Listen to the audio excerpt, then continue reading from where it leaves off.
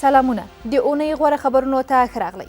افغانستان کې دویم دولتي هوایي شرکت باختر افغان الوتنه په خپل کار پیل وکړ. ولسمشر غني د دغه شرکت د پرانیستو پر مهال ویل دا شرکت د اړتیا له مخې بیرته فعاله شو او ژر به ورسره د هغو افغان امنیتي ځواکونو د لیږد تړون لاسلیک شي چې په رخصتیو کورونو ته ځي او یا له رخصتیو دندو ته ستنیږي.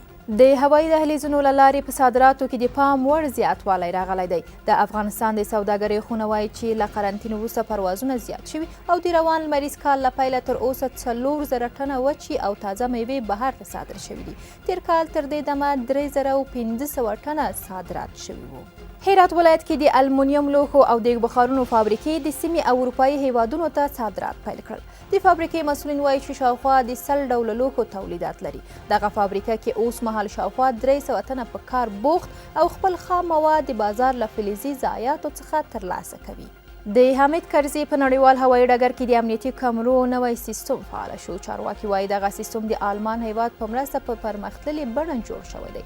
ولسمشر غني د دغه سیستم د پرانیست په غونډه کې ویل چې د یاد سیستم په فعالېدو سره مسافرینو ته اسانتیاوې برابروي او دغه راز به د نشه یي توکو د قاچاق مخه هم ونیول شي. په بغلان کې د 12 کیلومتره سړک کړیړ او 11 متره پل جوړ او ګټې اخیستنې ته وسپارل شو. د کلیو بیا رغونې او پراختیا وزارت وایي دغه پل او سړک په جوړېدو 58 میلیونه افغانۍ لګښت راغلی او 1200 کسان په مستقیم او 5200 کسان په نامستقیم ډولو د ژوند له لومړنیو ضرورتونو څخه برخمن شول. د بدخشان د پستې حاصلات د تیر کال په پرتله 40 سلنه زیات شوي دي.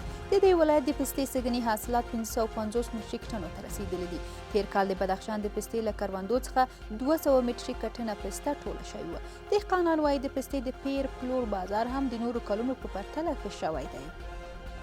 په بادغیس ولایت کې 210 کیلومتره سړک جوړ شو. د کلیو بیا رغونې او پراختیا وزارت وایي دغه سړک په جوړېدو 585 میلیونه افغانۍ لګښت راغلی چې د سیمې 90,000 وګړو د ژوند لومړنیو اړتیاوو ته یې لاسرسی اسان کړو.